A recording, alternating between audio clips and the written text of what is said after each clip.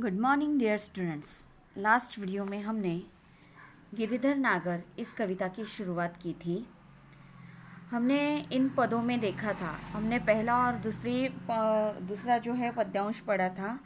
हमने इसमें देखा था कि जो मीराबाई है वो कैसे कृष्ण भक्ति में तल्लीन हो जाती है।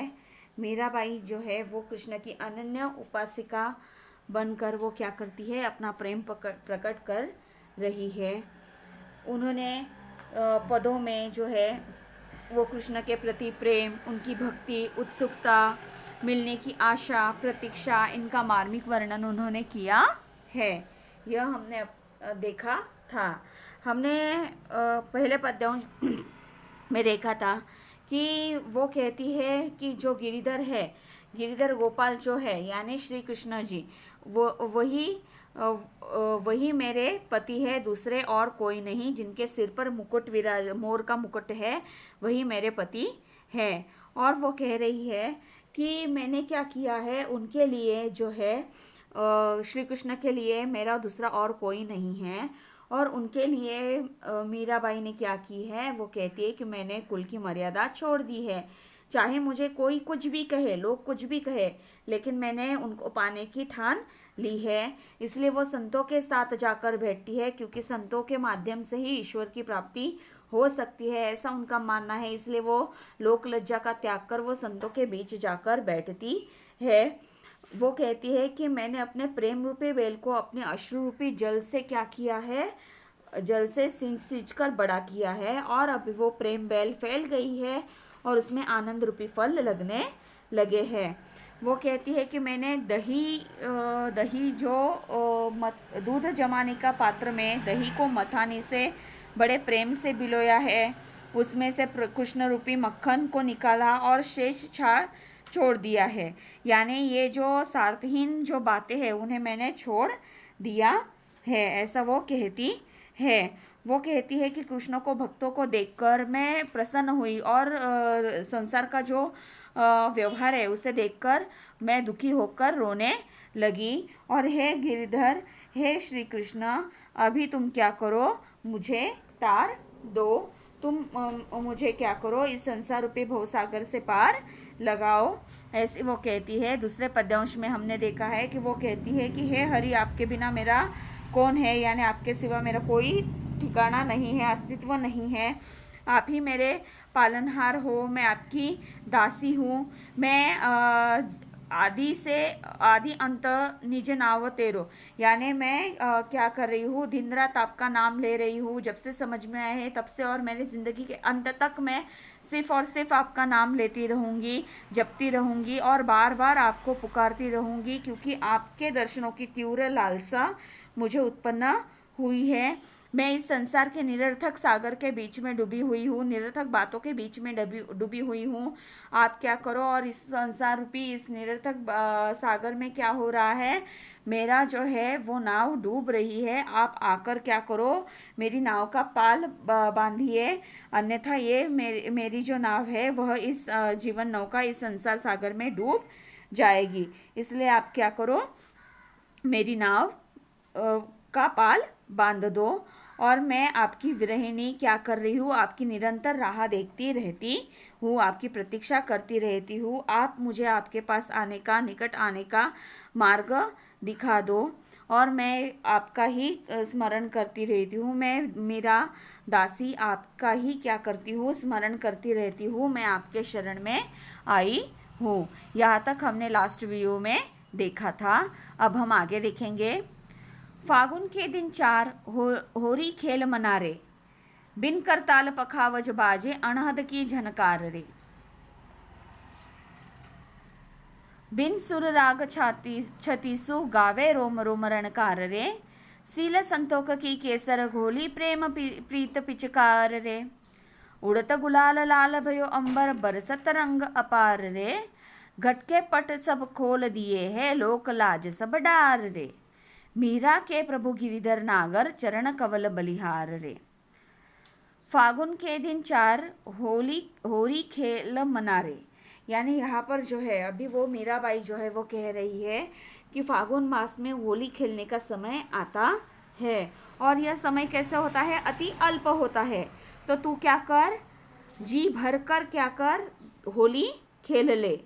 ठीक है, वो क्या कहती है, फागुन महीना जो होता है, उस फागुन महीने में होली का त्योहार आता है। और ये समय कैसे होता है? अति अल्प होता है। होली के समय में देखो हमें बहुत खुशियाँ प्राप्त होती है, हम बहुत ही उत्साह के साथ होली का उत्सव मनाते हैं। वैसे ही होली का समय कैसे होता है कि होली का समय जो है वो बहुत ही कम होता है। तो तुम क्या कर, जी भर कर होली खेल ले।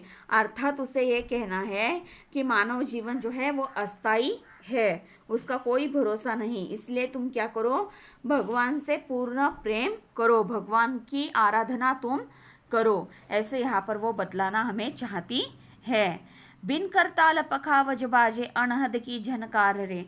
देखो होली का त्यौहार जब होता है, होली का त्यौहार तब क्या होता है, सब जगह पर उत्सव मनाए जाते हैं, नाच आदि का आयोजन किया जाता है, हर एक व्यक्ति खुश से आनंद उत्साह में रहता है। उसी प्रकार जो है वो श्री कृष्ण को लेकर उनके भक्ति में इतनी डूब गई है कि उन्हें ऐसे लगता है कि वो भी क्या कर रही है, बहुत ही धूमधाम से वो होली मनाने वाली है। और इस खुशी में उसे ऐसे लग रहा है कि बिना करताल, करताल यानी हथेली, पखावज यानी एक वाद्य यंत्र है, अनहद यानी अंतरात्मा की आवाज। करताल यानी क्या, हथेली, पखावज यानी एक वाद्य यंत्र है, अनहद यानी अंतरात्मा की आवाज। तो ऐसे उत्सव के समय में उसे ऐसे महसूस हो रहा है, वो ऐसा उसे लग रहा है कि बिना करताल और पखावज ही मेरी अंतरात्मा में झंकार उठ रही है। बिना करताल और पखावज के ही क्या हो रही है, मेरी जो अंतरात्मा है उस अंतरात्मा में एक झंकार उठ रही है। बिन सुर राग छातीसु, छातीसु यानी क्या, श्रेष्ठ गावे। बिन सुर राग छातीसु गावे, छातीसु यानी क्या, श्रेष्ठ है, श्रेष्ठ। रोम रोम रणकार रे, यानी वो कहती है कि उस झंकार को सुनकर, उस झंकार जो उसके अंतरात्मा में उठ रही है, उस झंकार को सुनकर ये जो मीराबाई है उनकी आत्मा कृष्ण से मिलने के लिए उत्सुक हो रही है। और उसी खुशी में बिना सुरों की सहायता से श्रेष्ठ राग गा रही हूँ। वो क्या कह रही है, उसी खुशी में वो क्या कर रही है, बिना सुरों की सहायता से वो श्रेष्ठ राग गा रही है। और उसका रोम रोम जो है वो रोमांचित हो गया है। मीराबाई जो कहती है कि मेरा रोम रोम जो है वो क्या हो गया है, रोमांचित हो उठा है। इस दृश्य की वजह से क्या हुआ है, मेरा रोम रोम रोमांचित हो उठा है। सील संतोक की केसर घोली, प्रेम प्रीत पिचकार रे। सील यानी शील, संतोक यानी संतोष, केसर घोली, प्रेम प्रीत पिचकार रे। यानी वहां पर वो कह रही है कि मैंने शील व संतोष रूपी केसर घोलकर प्रेम रूपी पिचकारी बनाई है। क्या कह रही है, सील यानी शील, संतोष यानी संतोष, मैंने शील व संतोष रूपी केसर घोलकर प्रेम रूपी पिचकारी बनाई है। उड़त गुलाल लाल भयो अंबर, बरसत रंग अपार रे। यहाँ पर मीराबाई कह रही है कि आसमान में गुलाल उड़ रहा है, जिसके कारण आसमान लाल रंग का हो गया है। क्या कर रही है, उड़त गुलाल लाल भयो अंबर, बरसत रंग अपार रे। यानी आसमान में गुलाल उड़ रहा है, जिसके कारण आसमान लाल रंग का हो गया है, चारों ओर प्रेम रूपी रंग फैल गया है। चारों ओर क्या हुआ है, प्रेम रूपी रंग जो है वो फैल गया है। घटके पट सब खोल दिए हैं, लोक लाज सब डार रे। यहाँ पर मीराबाई कृष्ण मिलन के लिए इतनी भाव विभोर हो गई है कि वो कहती है कि हे कृष्ण, मैंने क्या किया है, लोक लज्जा की परवाह करनी छोड़ दी है। वो कहती है कि मुझे लोक लज्जा का कोई डर नहीं लगता, इसलिए मैंने क्या किया है, हृदय रूपी घर के दरवाजे खोल दिए हैं। मैंने हृदय रूपी घर के दरवाजे खोल दिए हैं क्योंकि अब मुझे लोक लज्जा का कोई डर नहीं है। लोग मेरे बारे में क्या बात करेंगे, मेरे बारे में क्या सोचेंगे, इन सारे बातों का कोई विचार अभी मेरे ऊपर होता नहीं है और कोई डर भी मुझे इन सारे बातों का अभी लगता नहीं है। इसलिए मैंने क्या किया है, हृदय रूपी घर के दरवाजे खोल दिए हैं। मीरा के प्रभु गिरिधर नागर चरण कवल बरिहार रे। अभी यहाँ पर मीराबाई जो है वो कह रही है कि मेरे जो स्वामी हैं वो गोवर्धन पर्वत को धारण करने वाले गिरिधर जो है भगवान श्री कृष्ण जो है वो मेरे भगवान है, श्री कृष्ण भगवान है, मेरे स्वामी है वो। चरण कवल बलिहार रे, कवल यानी क्या, कमल, बलिहार यानी निछावर करना, और मैंने उनके चरण कमलों में अपना सर्वस्व निछावर कर दिया है। वो क्या कह रही है, मीरा के प्रभु गिरिधर नागर यानी मेरे स्वामी गोवर्धन पर्वत को धारण करने वाले कृष्ण भगवान है। चरण कवल बलिहार रे, कवल यानी कमल, बलिहार यानी निछावर करना, मैंने क्या किया है, अपना सर्वस्व उनको निछावर कर दिया है। देखो बच्चों, यह जो गिरिधर नागर ये जो पद है उसके बारे में हम देखेंगे तो यहाँ पर हमें जो संत मीराबाई है उनके बारे में बतलाया गया है कि संत मीराबाई किस प्रकार भगवान श्री कृष्ण के भक्ति में तल्लीन हो गई थी, किस प्रकार उन्हें भगवान को पाने की, कृष्ण को पाने की इच्छा थी, लालसा थी, और उन्होंने ये भी सोच विचार करना छोड़ दिया था, उन्होंने कुल के त्याग कर दिया था, मर्यादाओं का त्याग कर दिया था, और उन्होंने ये भी सोचना छोड़ दिया था कि लोग मेरे बारे में क्या सोचेंगे। सिर्फ और सिर्फ वो क्या करती थी, कृष्ण की भक्ति करती थी। हमें इन पदों में मीराबाई ने कृष्ण की जो भक्ति की है उसे अभिव्यक्त किया है। इन पदों के माध्यम से कृष्ण की उन्होंने जो आराधना की है उसके बारे में हमें पता चल रहा है, और उन्हें मीराबाई को यह विश्वास है कि श्री कृष्ण जी आकर इस भव सागर से उनका बेड़ा पार करवा देंगे। यह सब हमें इस गिरधर नागर इन पदों के माध्यम से समझ में आता है। तो बच्चों, यहाँ पर जो है हमारी गिरिधर नागर ये जो कविता है वह जो है वो पूर्ण होती है। ठीक है, तो अभी आपको क्या करना है, आपको जो कविता के पीछे स्वाध्याय, नीचे स्वाध्याय दिया गया है उस स्वाध्याय को आपकी फर्स्ट यूनिट टेस्ट हो जाने के बाद लिखना है।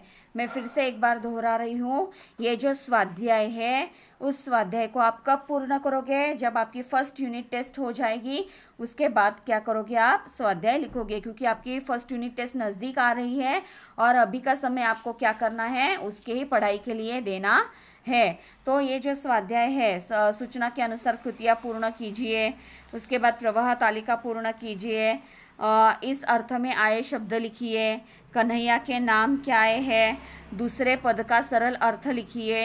ये जो सारा है वो आपको क्या करना है, नोटबुक में आपके लिखना है। लेकिन कब लिखना है, जब आपकी जो है फर्स्ट यूनिट टेस्ट कंप्लीट हो जाएगी, वो कंप्लीट हो जाने के बाद आपको यह लिखना है।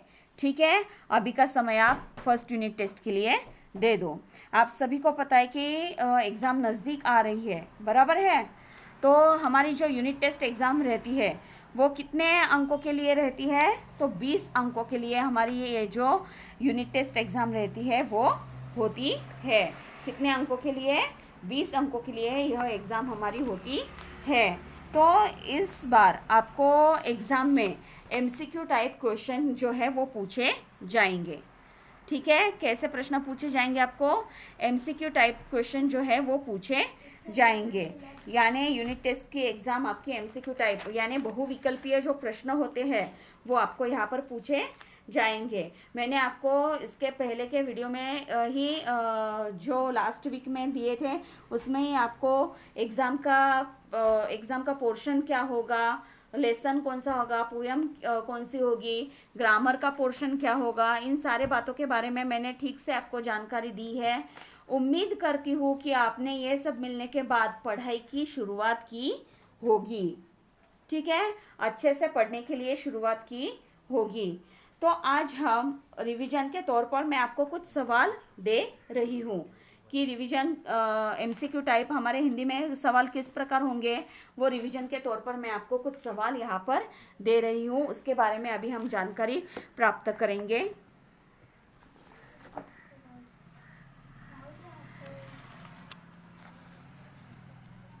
तो सबसे पहला सवाल है हमारा, ग्रामर पर मैंने लिया है पहला सवाल, अक्ल पर पत्थर पड़ना मुहावरे से क्या अर्थ है।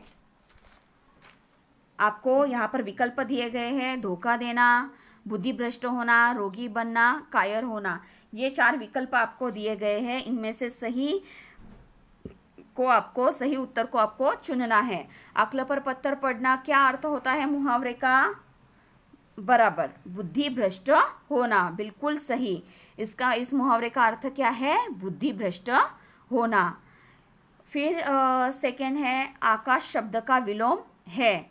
यहाँ पर भी आपको 4 विकल्प दिए गए हैं, धरती, नागलोक, पाताल, समुद्र। अ धरती, ब नागलोक, क पाताल, ड समुद्र।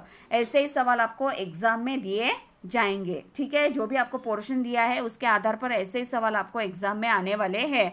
आपको अ ब क ड ऐसे विकल्प वहाँ पर दिए जाएंगे, तो सही विकल्प आपको चुनना है। आकाश शब्द का विलोम शब्द क्या होता है, वो आपको पहचानना है। कांच शब्द का पर्यायवाची शब्द है। कांच शब्द का पर्यायवाची शब्द कौन सा है? अ शीशा, ब सीसा, क शीपा, ड शीशा। इनमें से कौन सा सही है, कौन सा विकल्प सही है, उसे आपको क्या करना है? चुनना है, ठीक है। ये रिवीजन के तौर पर मैं आपको दे रही हूँ। आप क्या करो, ये जो 5 सवाल है आपके नोटबुक में लिख लो, ठीक है। रिवीजन लिखो और रिवीजन के तौर पर ये 5 सवाल आप आपके नोटबुक में लिख लो, ठीक है। तो यहाँ पर हम यहाँ तक आए थे, काश शब्द का पर्यायवाची शब्द क्या सही है वो आपको लिखना है। काश शब्द का पर्यायवाची शब्द क्या आएगा? शीशा आएगा। हमने गोरी को इसका दान दिया, हमारी पहली कविता है, उसके आधार पर यह सवाल है। हमने गोरी को इसका दान दिया, कौन सा दान दिया हमने गोरी को? अ धर्म का, ब दया का, क रत्न का, ड स्वर्ण का।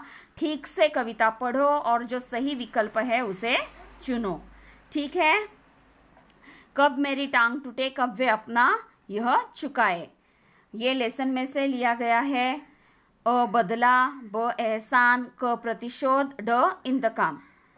इनमें से कौन सा सही विकल्प है? लेसन ठीक से पढ़ो और जो सही विकल्प है उसे आपको चुनना है। तो यहाँ पर जो है मैंने आपको रिवीजन के तौर पर यह 5 सवाल यहाँ पर आपको दिए हैं। मेरी पूरी उम्मीद है कि आप इन 5 सवालों को नोटबुक में लिखोगे और इसका सही विकल्प भी लिखोगे। आपको परीक्षा के दिन जो सूचना दी गई होगी उस सूचना के अनुसार आपको क्या करना है? 4 विकल्पों में से सही विकल्प को चुनना है। फिर से एक बार दोहरा रही हूँ कि जैसे आपको विकल्प चुनने के लिए कहा जाएगा उसी प्रकार आपको क्या करना है? विकल्प 4 विकल्पों में से सही विकल्प आपको चुनना है, ठीक है। तो मुझे ऐसे लगता है कि आपको समझ में आया होगा, ठीक है। तो मन लगाकर पढ़ाई करो, अच्छे से पढ़ाई करो, एग्ज़ाम की अच्छे से तैयारी करो। आप सभी स्टूडेंट्स को मेरी तरफ से आपको बेस्ट ऑफ लक, ठीक है। ठीक पढ़ाई करना। फिर से एक बार दोहरा रही हूँ, आपको जैसे कहा जाए सूचना दी गई होगी उस सूचना के अनुसार आपको क्या करना है? विकल्प में से सही विकल्प चुनना है, ठीक है। तो आज हम यहीं पर रुकते हैं बच्चों। फिर से एक बार बेस्ट ऑफ लक, धन्यवाद।